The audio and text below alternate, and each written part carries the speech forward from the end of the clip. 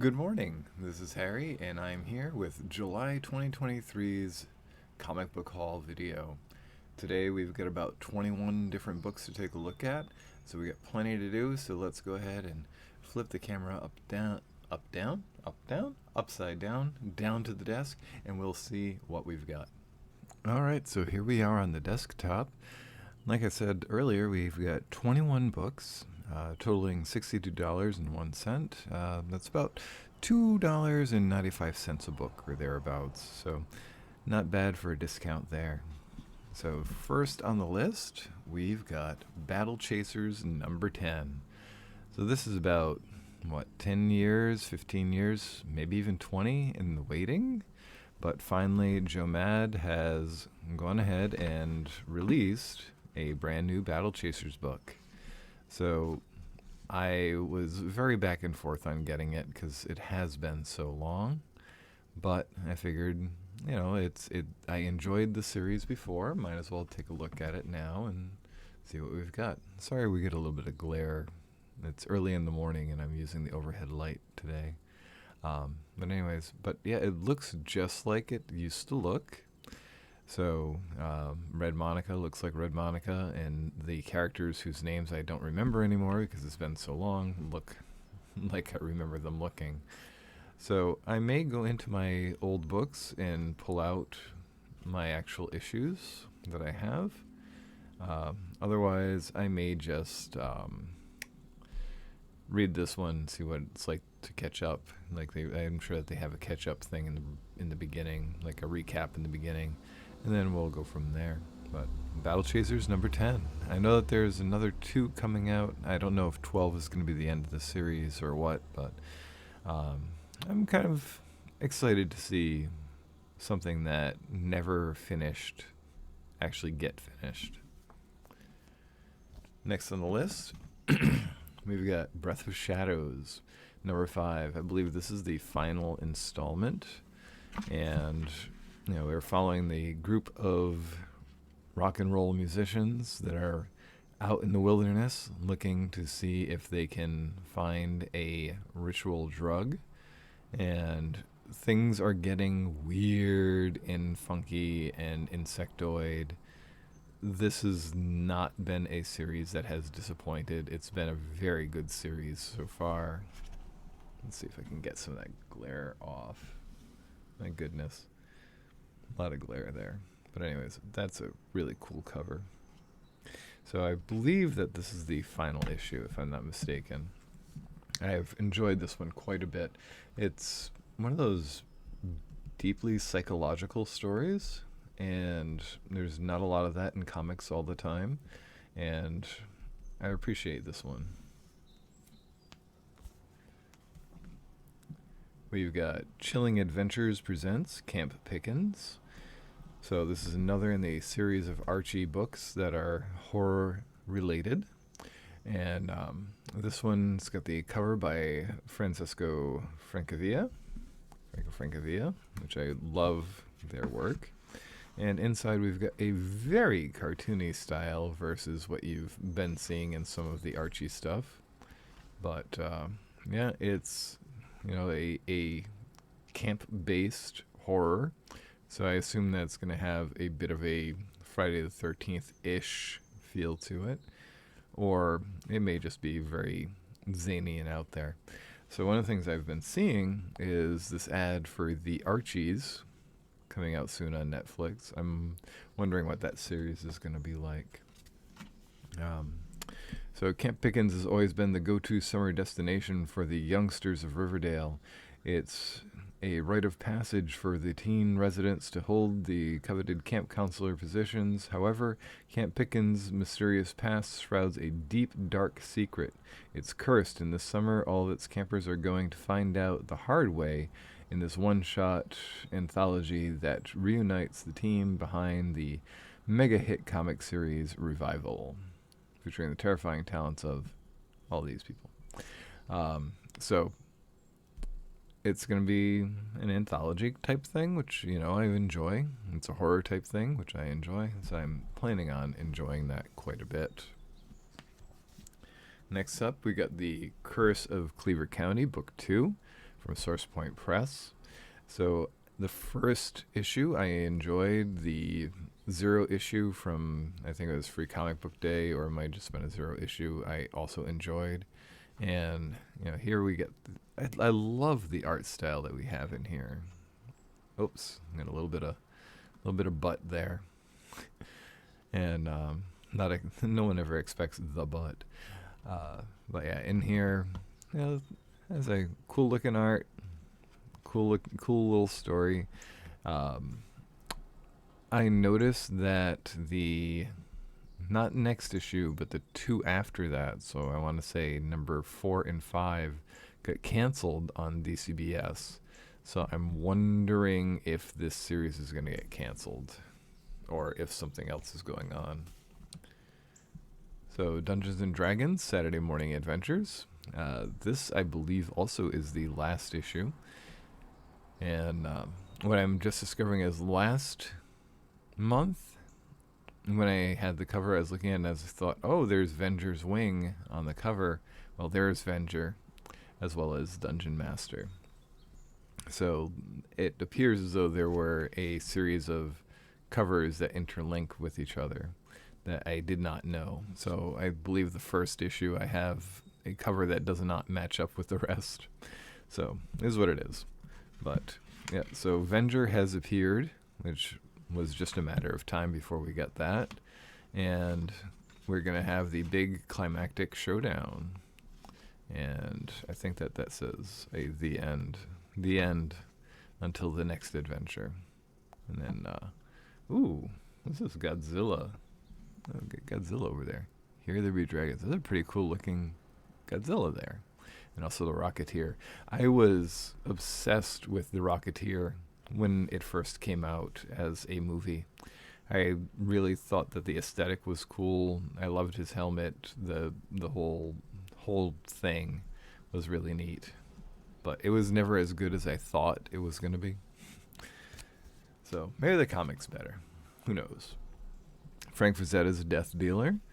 So we have the Horseman War is on its way, and we've got Death Dealer has been gaining allies, and that's what the story has been so far. So we've got a bit of action, a bit of gore. Looks like we're probably going to have, a new addition to the group, being that barbarian dude with the sword. Who knows?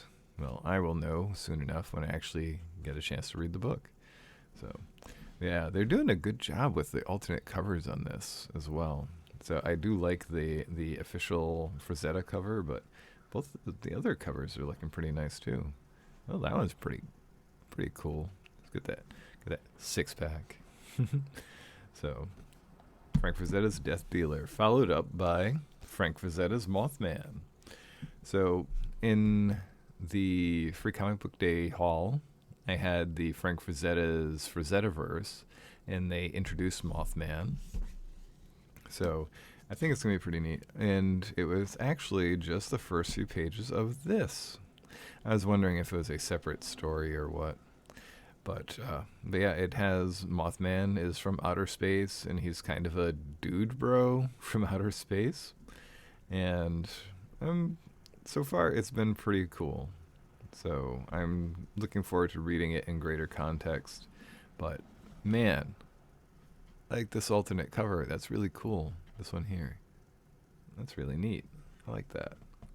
That's Hack.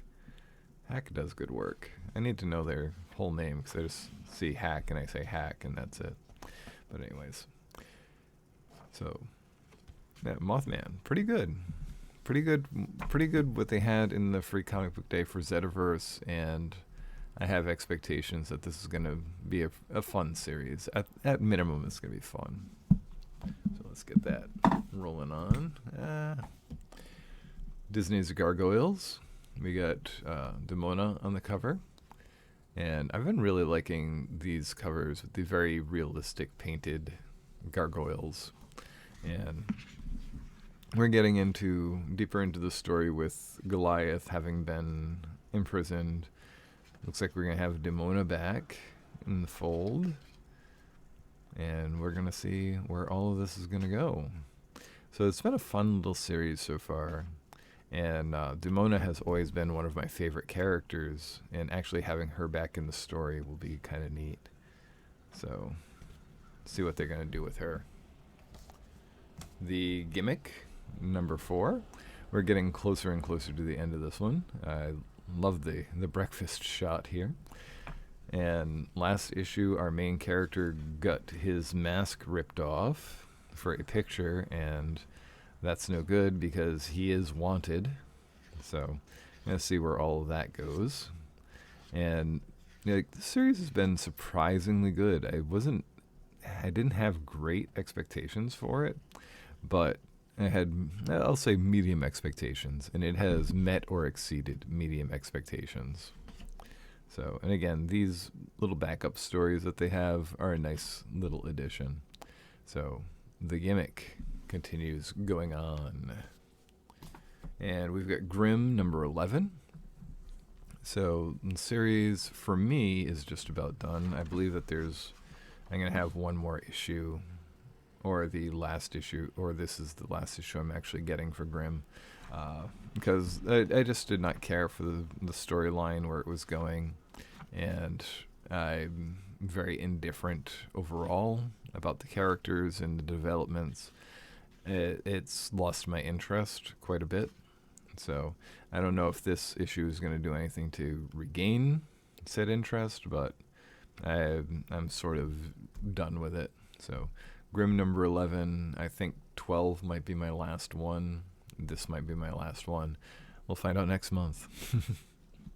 So, and if for some reason it actually engages me and I really want to continue with it, I can always go to the local store and pick up further issues. But for now, meh.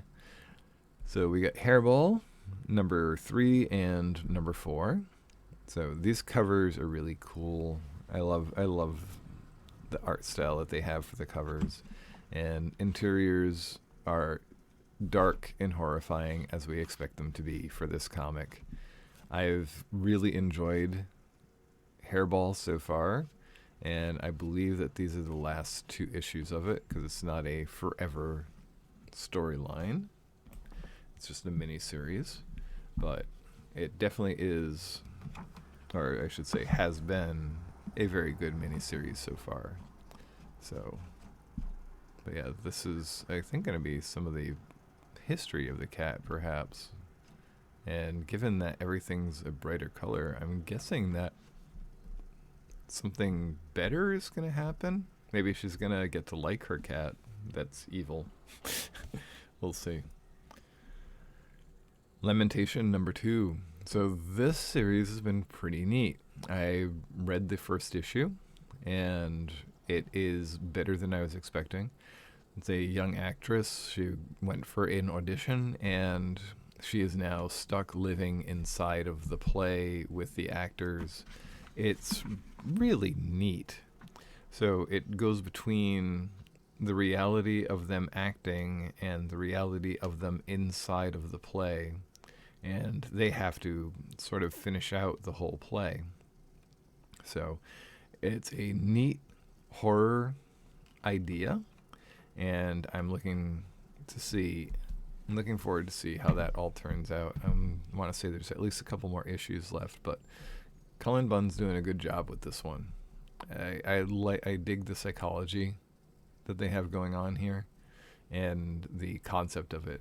It really, really activates my imagination.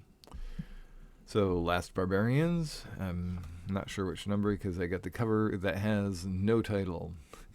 I do like those covers. I like them a lot. And last time I was complaining that they didn't have any. So this is Last Barbarians number 5. And we're coming towards the end of their story as well. And like I said last time, this has just been getting better and better. It's, I wouldn't say a super high recommend, but if you like sort of weird fantasy, it's a nice world to explore. And I think that we're just about at the end of this. We'll find out when I read it, but would I read more? So let's just say this is the final issue. I'm pretty sure it is.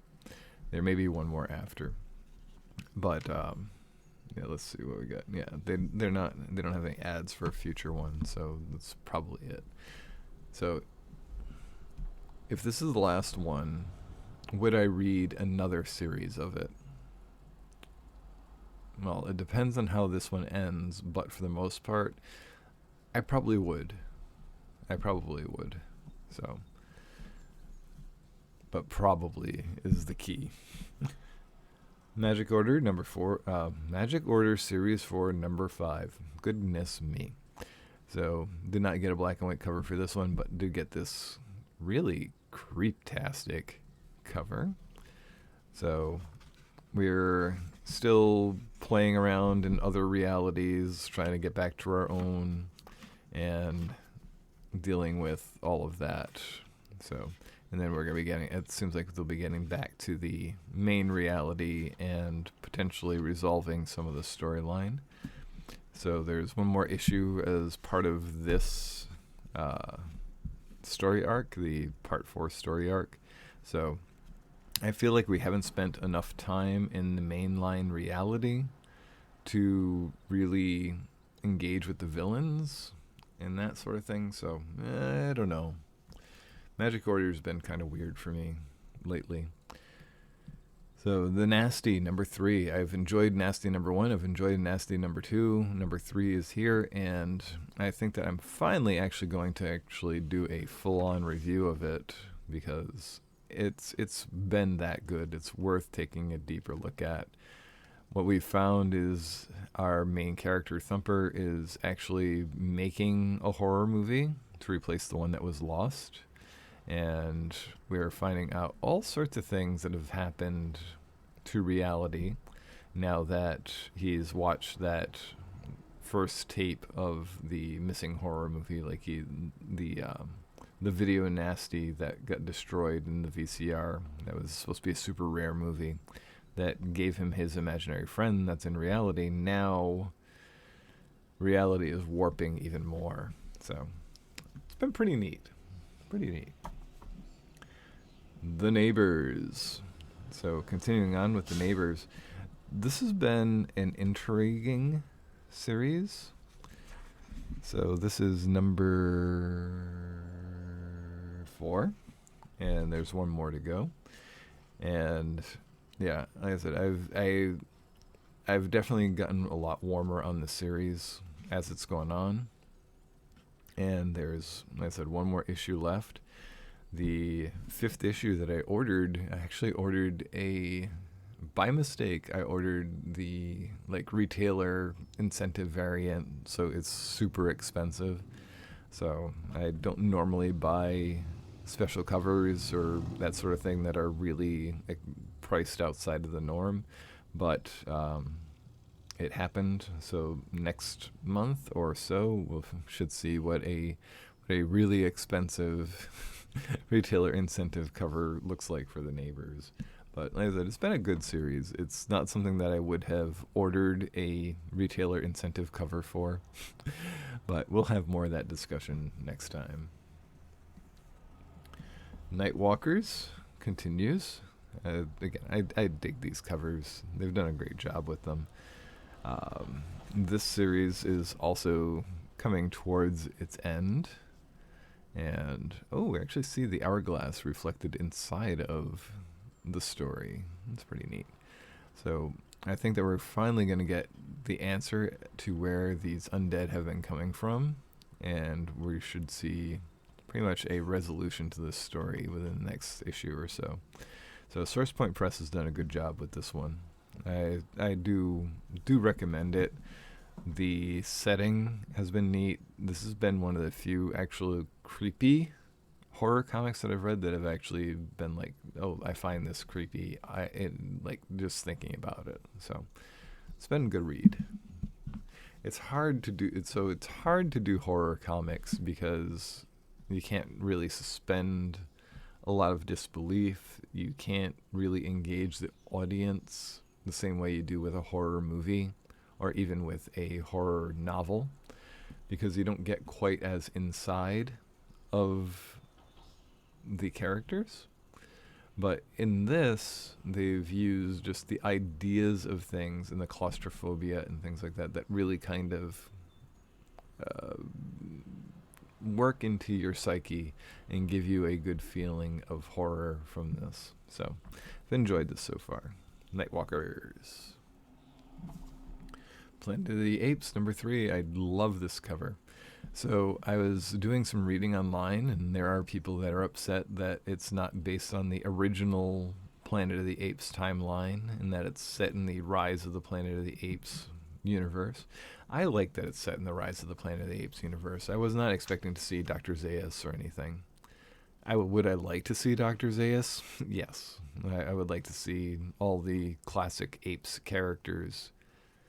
So I'm wondering if by the end of this they might project far into the future.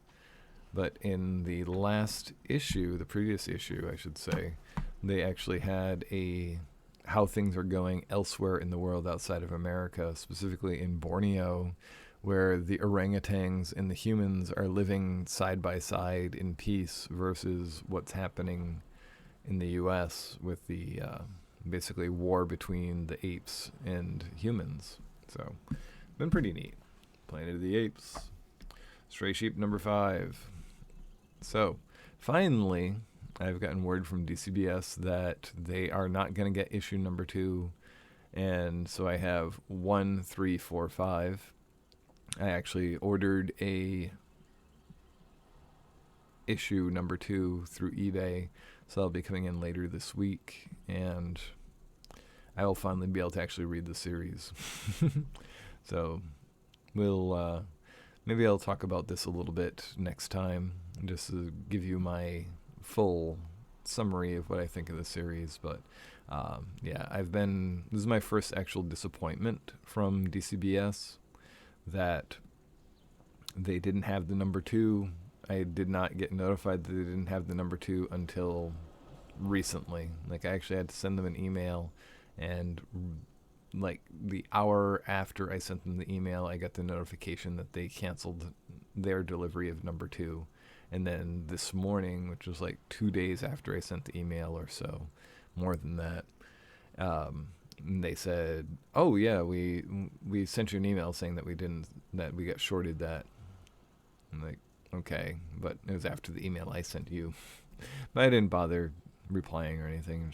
It's fine as it is. But yeah, so I'll finally be able to actually read that whole series. And last book, we've got Swan Songs. W. Maxwell Prince, one of the creatives behind Ice Cream Man, as well as Art Brut, brings us Swan Songs. So different artist on the inside, and look at that. I love this evocative style. So I am anticipating that this is going to be a semi-anthology type story, and we'll find out more as we go. But yes, we have a little ad on the back here. Take a tour through Dread with the best guide out there, W. Maxwell Prince. And so it goes through all the Ice Cream Man that they have available. Haha, which was really good. I liked that a lot.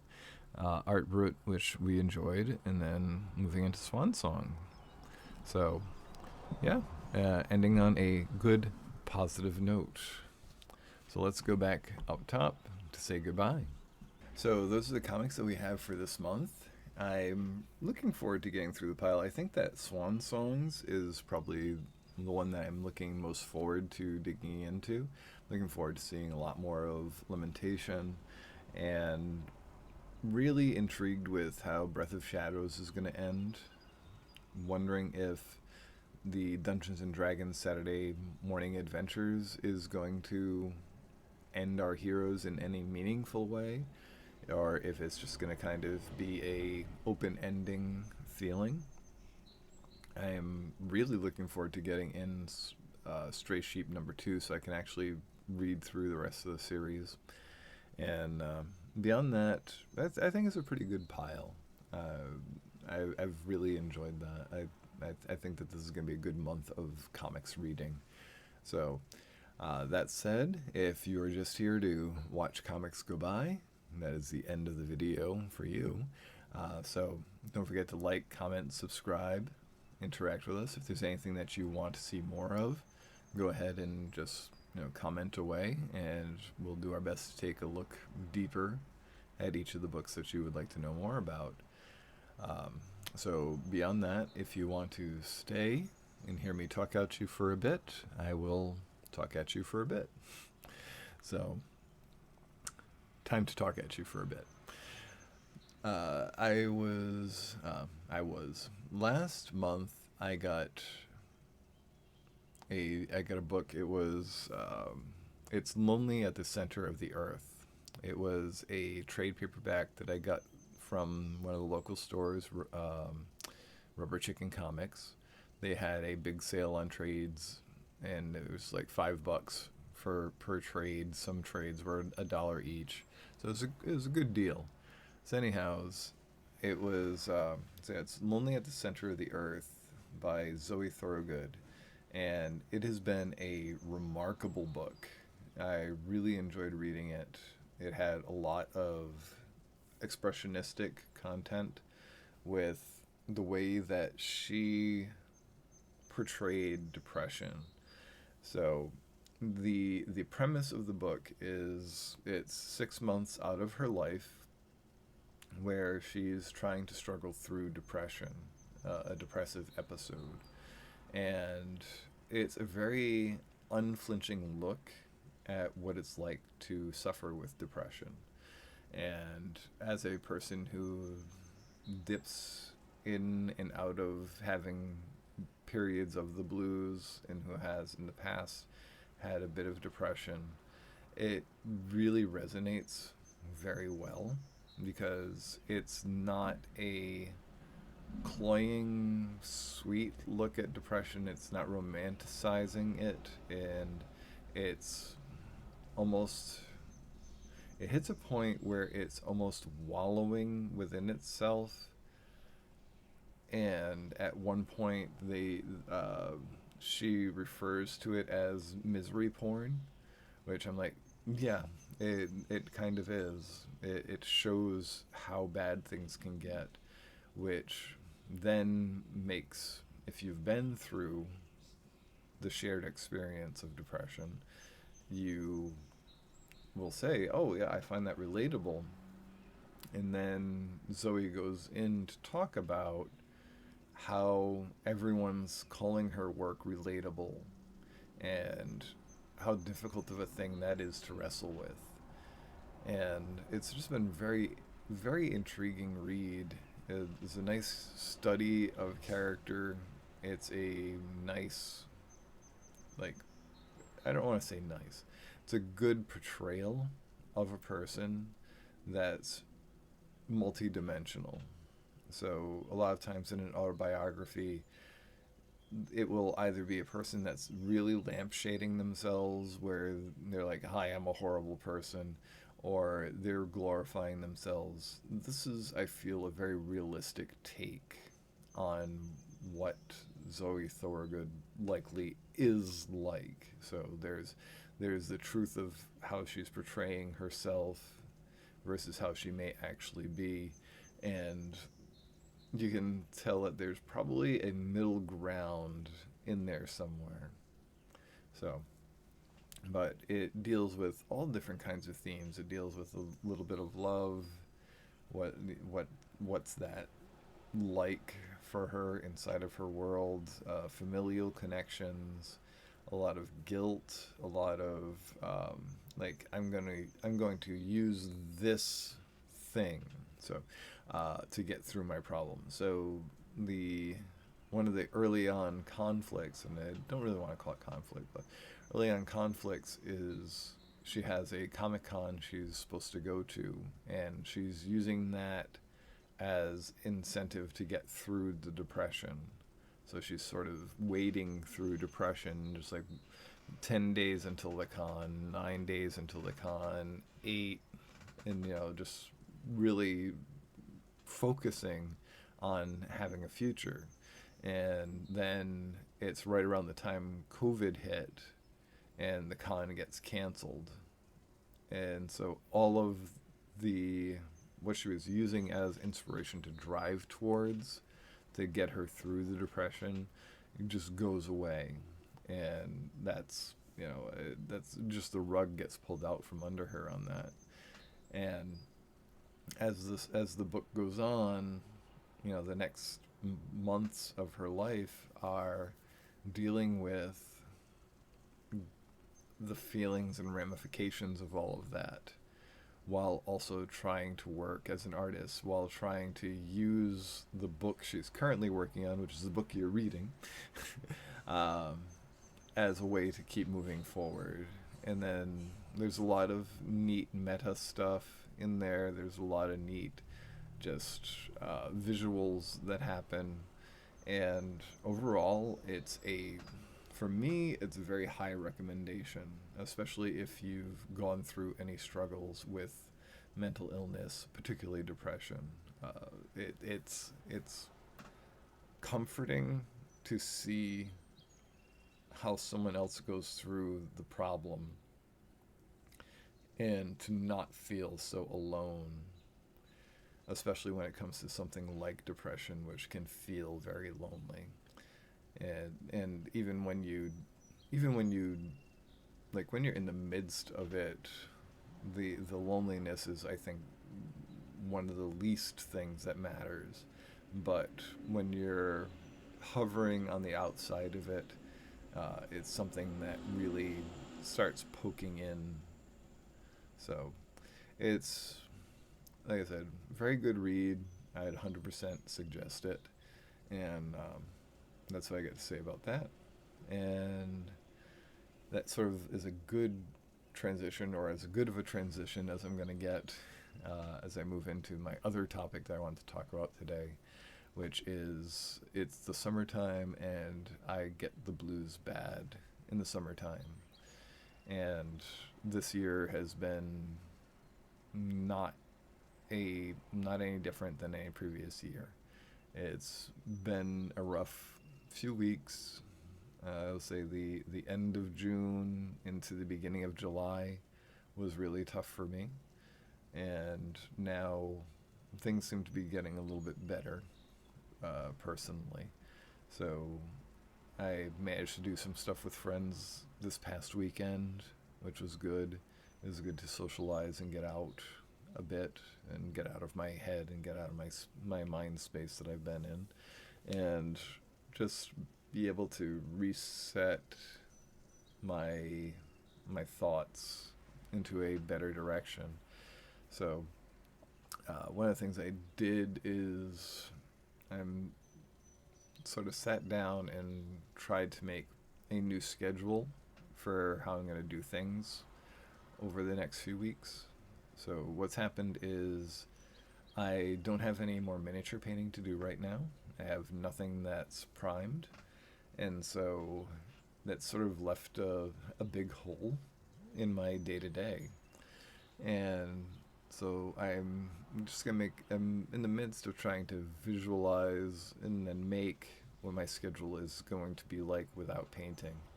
And so the tough part has been, for the past few weeks, instead of painting, I've just sat down in my chair over yonder, at the painting table. I've put on like a video or something, and if I fell asleep, I'd fall asleep and then be asleep for a few hours. And that happened day after day after day. So, like, at first, it was like the first day I watched Terrifier 2, which was an awesome horror movie. The second day, I started watching Evil Dead Rise. So, Terrifier 2, I was awake through the whole thing. Evil Dead Rise, I fell asleep after, like a quarter of the movie or so. And then the next day, I sat down and I picked up where I had last remembered, and I fell asleep again. And then the same thing happened over a series of days until I finally got through the movie entirely. And then for the next few days, I would I'll just put a video on.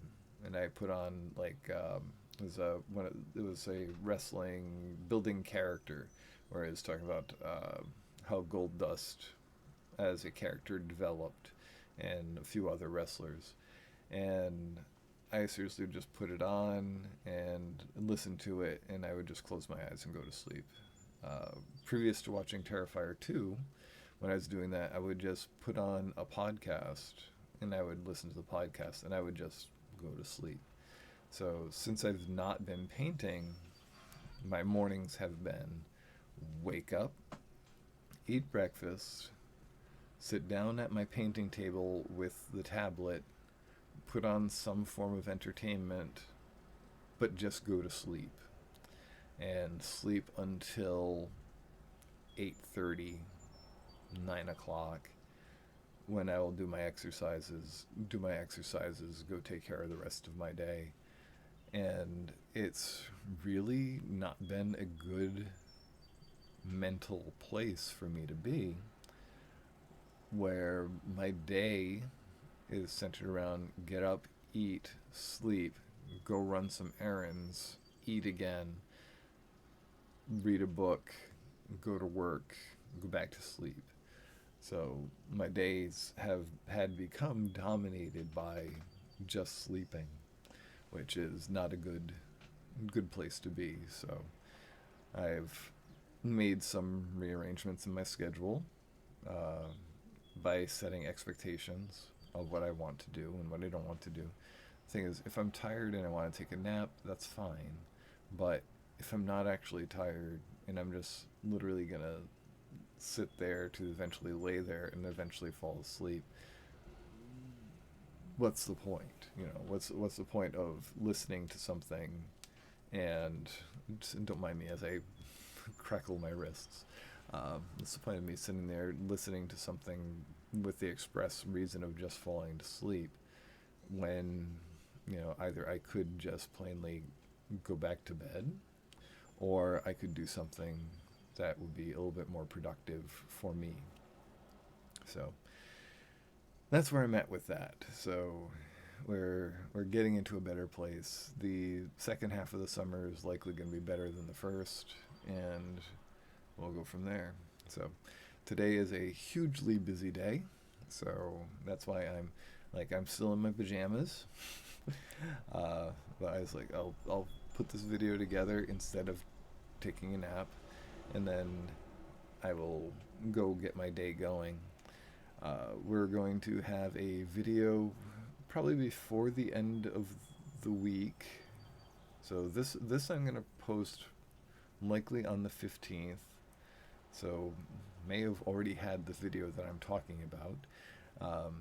But I want to do the actual drawing for the winner of the test from last video that we had with Gus.